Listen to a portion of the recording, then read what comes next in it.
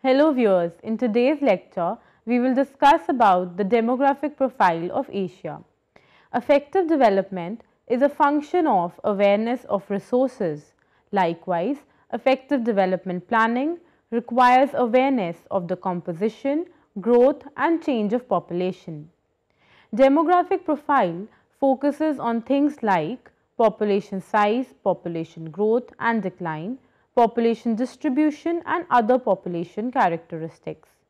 The population profile of any region is a tool to understand the changes in total population as well as composition of population over time.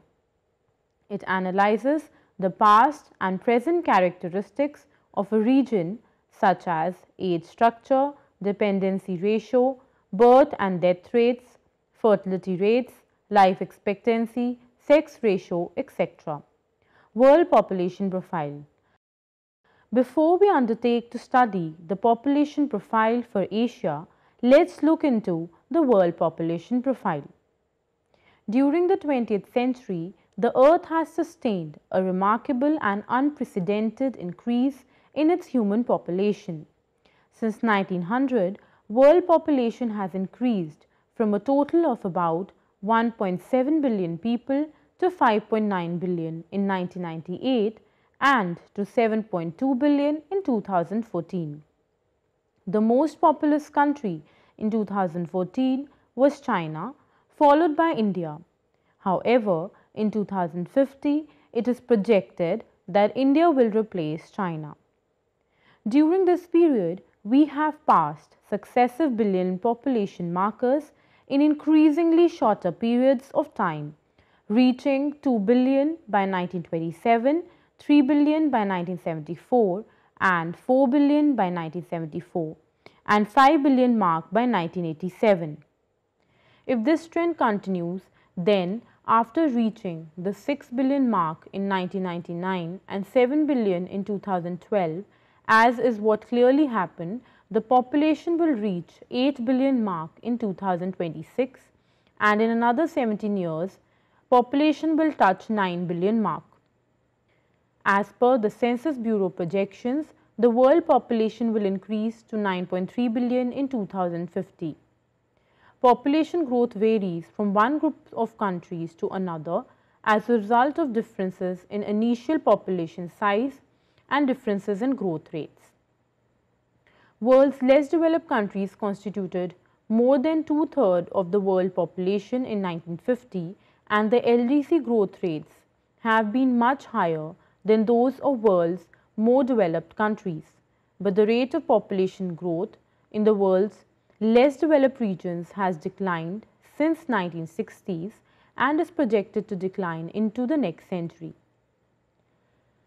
The proportion of population under the age 15 has been shrinking in developing world over past 2 decades, while adults who are typically enjoying increased longevity add to the number of elderly persons 65 years of age or older and to the proportion of population over age 65. For the more developed nations also, elderly population is likely to increase.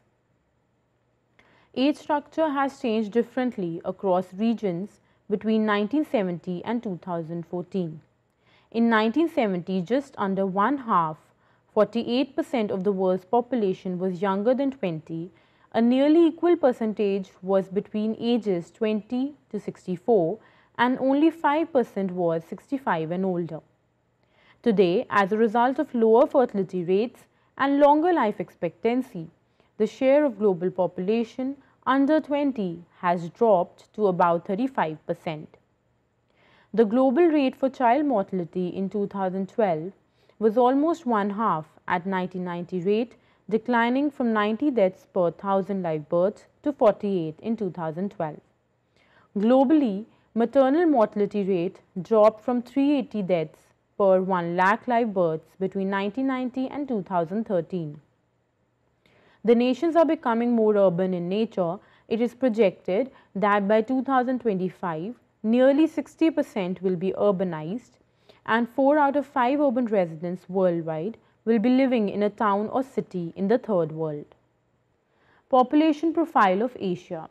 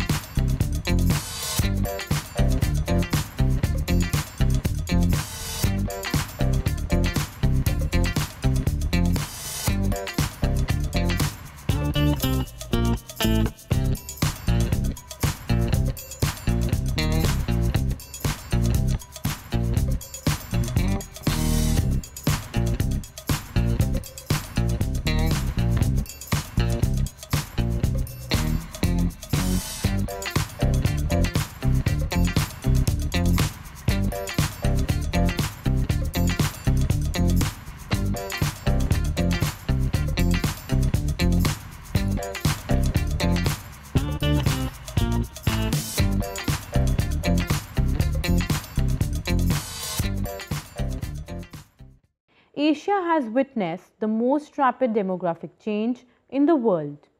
Asian populations can be divided broadly into 3 major groups, although there are some exceptions.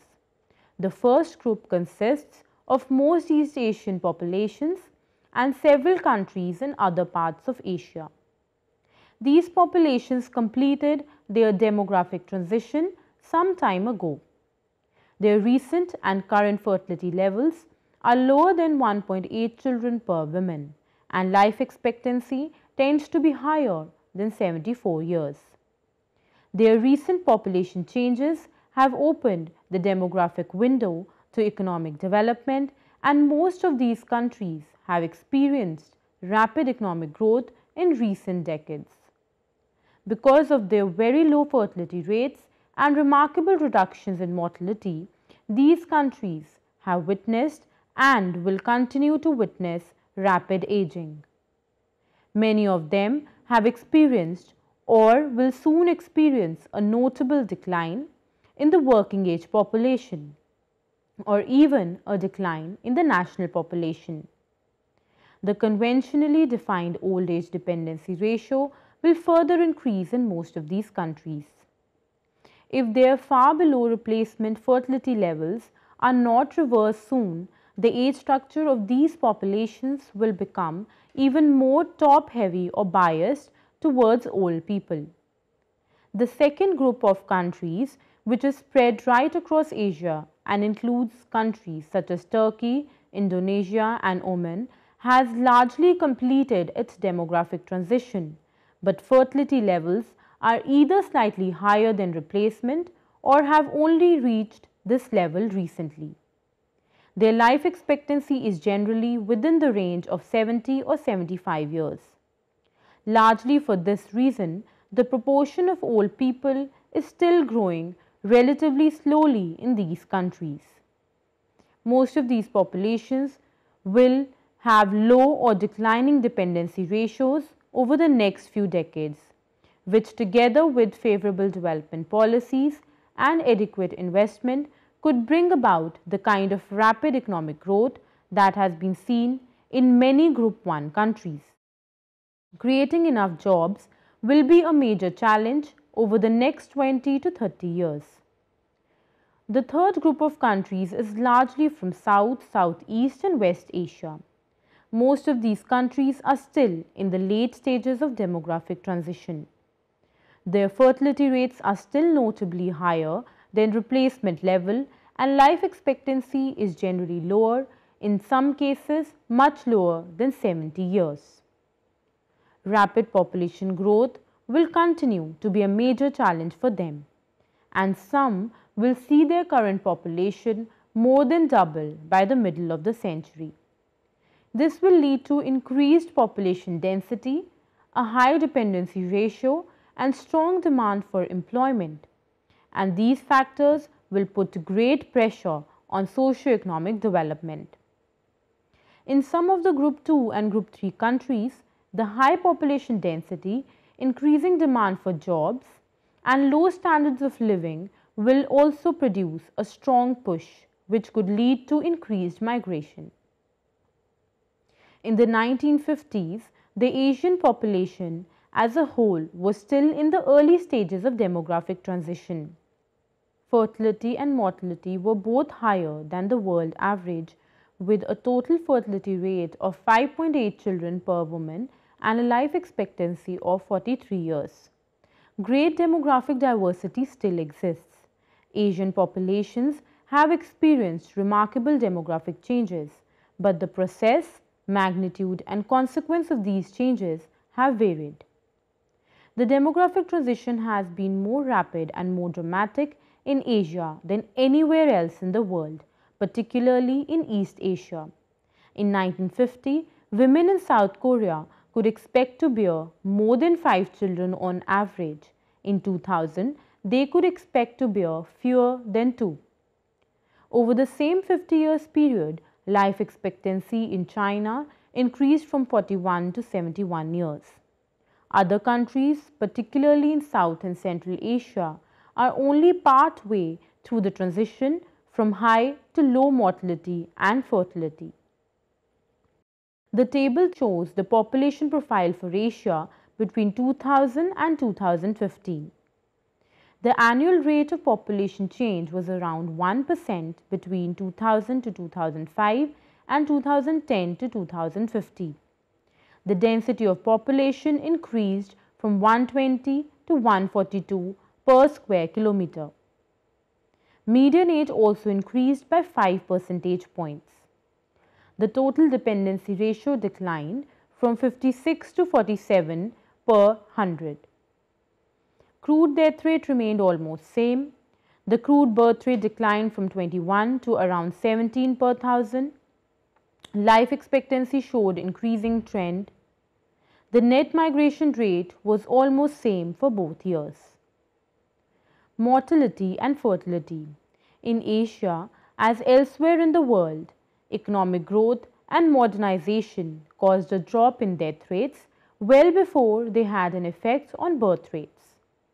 Death rates fell especially rapidly in the decade after World War II because economic development brought in new medical and public health technology from Europe and North America, such as vaccinations against major infectious diseases and pesticides to reduce the transmission of malaria. During the second half of the 20th century, life expectancy increased by more than 20 years in all 3 Asian sub-regions, from 43 to 71 years in East Asia, from 41 to 65 years in Southeast Asia, and from 39 to 62 years in South and Central Asia. Although particularly dramatic during the 1950s, increases in life expectancy have continued based on further advances in medicine and public health and improvements in the standard of living of many Asian populations.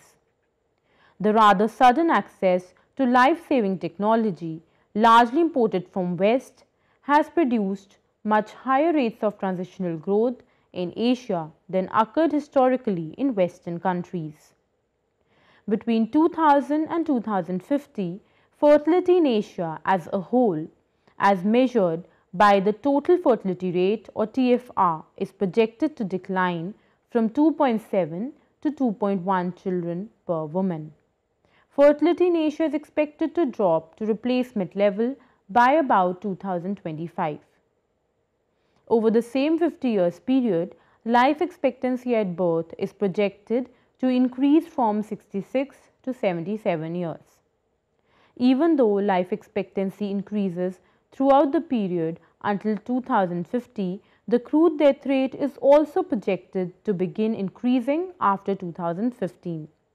This is because the proportion of Asia's population at the older high mortality ages will be increasing. Between 2000 and 2050, Asia's population is projected to grow by 44% from 3.48 to 5 billion. Population will grow somewhat more slowly in Asia than in rest of the world. As a result, Asia's share of world population is projected to decline slightly from 58 to 54%, the same percentage as it was in 1950. The rate of natural increase is the difference between CBR and CDR and approximately equals the annual rate of population growth if net migration is small. The rate of natural increase for Asia peaked in 1965 to 69 when it was 24.1 per thousand per year. Since then, the RNI has been declining and it is projected to decline much more during the next 50 years. Overall, Asia's population is still growing rapidly, but the growth rate is slowing down. Asian population age structure. The proportion of young dependents in Asia's population is projected to drop sharply from 30 to 19% between 2000 and 2050, while the proportion of old dependents is projected to rise from 6 to 17%. The dependency ratio in Asia is projected to fall from 0.56 to 0.48 between 2000 and 2025, reflecting the sharp decline in proportion of young dependents. The dependency ratio is then projected to rise to 0.57 in 2050, reflecting a sharp increase in the proportion of ages 65 and above. This means that in 2025, there will be slightly more than 2 people of working age for every dependent in the population, while in 2050, there will be fewer than 2 people of working age for every dependent. For Asia as a whole, demographic factors will tend to accelerate economic development between 2000 and 2025. Population momentum will account for much of Asia's population growth over the coming years.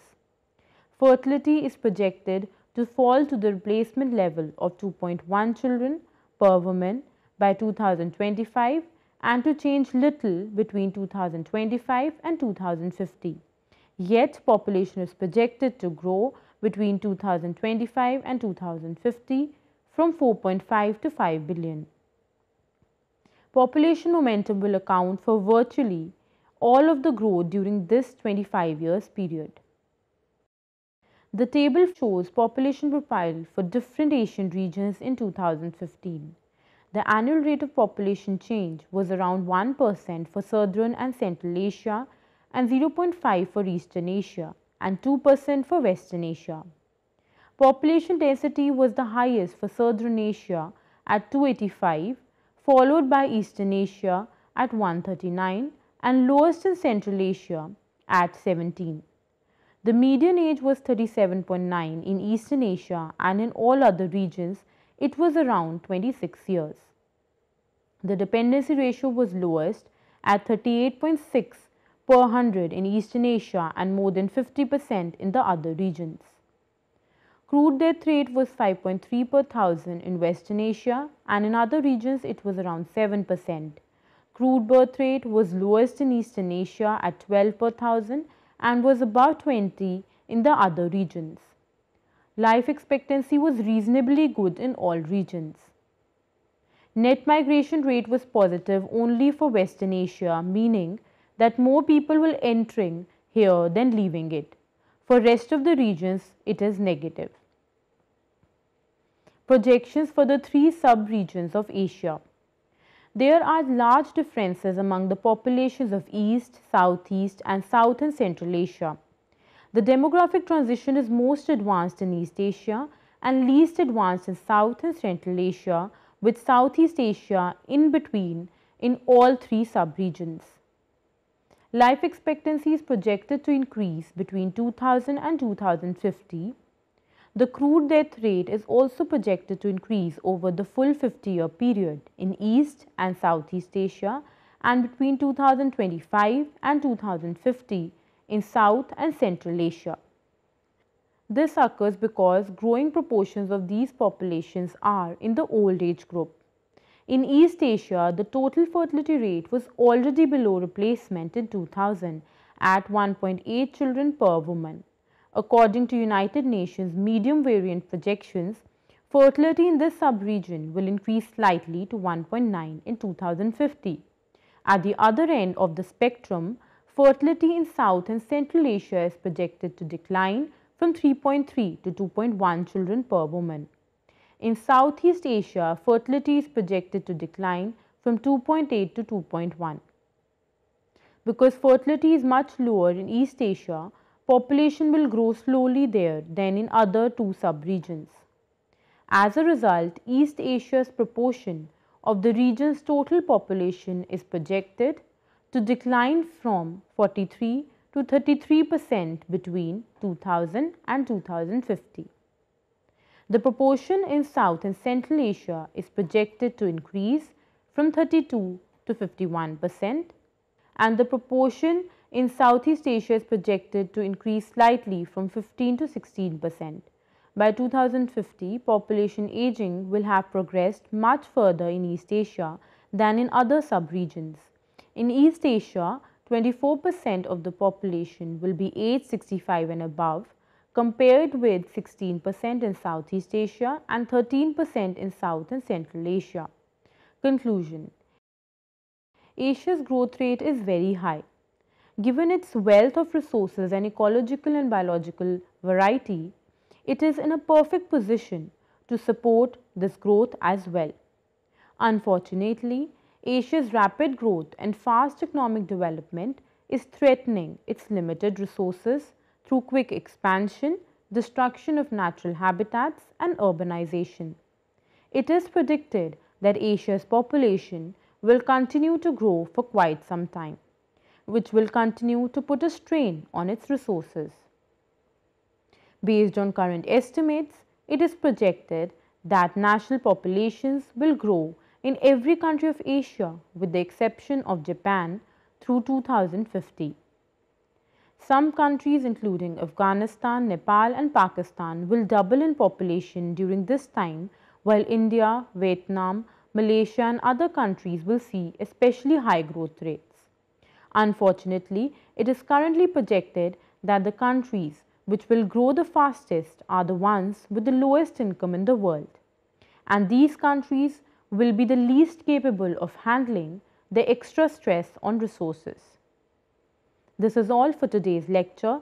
Thank you. Next time we will meet again to discuss another interesting topic. Till then, goodbye. Take care.